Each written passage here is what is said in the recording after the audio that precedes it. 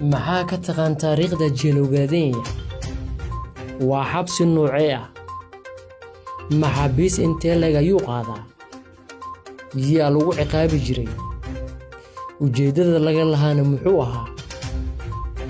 ma hal qabiil ayaa u badnaa dadkii loo furayna xabsiga dad noocee ayaa hayeen inta muuqaalka ayaa ku daawo doontaa ee ka hor fadlan muuqaalka like followna na soo dheh si maalin waliba aad noola socoto maasanid magaca xabsiga waa jeelowgaadenya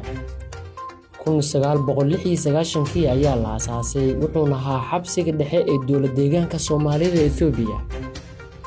laakiinse ay dadka badankii u yaqaanaan jeelowgaadenya xilliga ee xabsiga jeelowgaadenya la aasaasay waxaa madaxweyne kilinka ka ahaa Qadar Macalin Cali jeelowgaadenya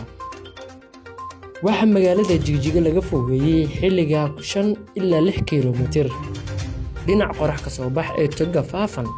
laakiinse hadda magaalada ayaa fiday oo dhaaftay waxaana la oran karayaa wuxuu ku yaalaa bartamaha magaalada qiyaasi xabsiga ayaa ilaa 50 askari ay habeenkii waardiyaysaa laba meel oo kala durugsan ayaana la kala waardiyaa garahayaha hore qiyaas 1 kiiloomitir ayuu u jiraa wuxuuna leeyahay hal albaab oo weyn oo u sii jeeda dhanka waqooyi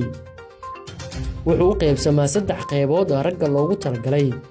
iyo 3 qaybood oo dumarka loogu talagalay xabsigan qaybta ugu hooseysa waxa lagu xiraa dadka laga soo qabto jabhadda Onalef waana meesha ugu xun qaybta dhaxana waa qaybta lagu xiro dadka rajada leh ee la aaminsan yahay in mar uun ay soo bixi doonaan qaybta saddexaadna waxa lagu xiraa siyaasiyiinta ganacsatada xubnaha maamulka la soo shaqeeyay iyo duqeyda dadka ka soo baxay xabsiga waxay sheegeen in halkii qol lagu xareeyo ilaa 800 oo qof xataana dhulka haltaako ka banaan lama helo xabsigan qaybaha dumarka iyaguna waa la mid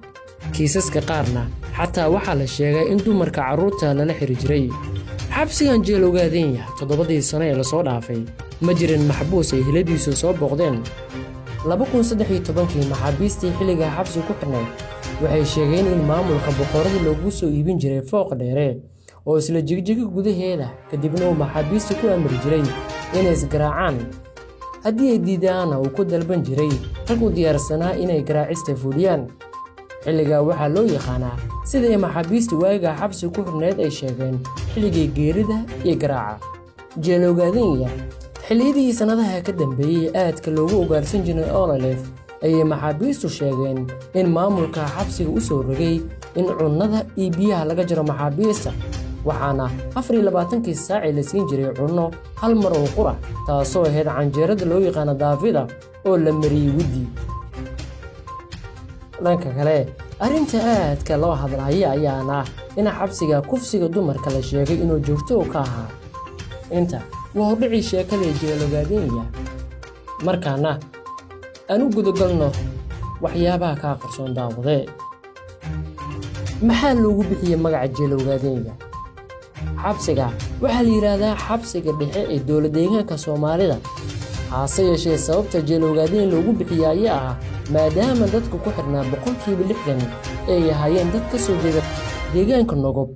waxayna u badnaayeen taageerayaasha Onalef maxaadan kale aad ku ogeyn jeelowgaadenya daawade labada nin ee ninna uu qandaraaska dhismaha xabsiga bixiyay ninna uu dhismihiisa qandaraaska ku qaatay labadaba isaga ayaa markii dambe lagu xiray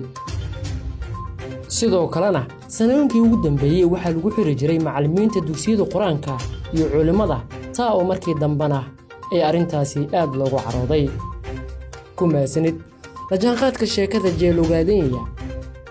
sheekada xabsigan ku saabsanna qaybta hoose inuu gula wadaag سينا شير قريب ما زنت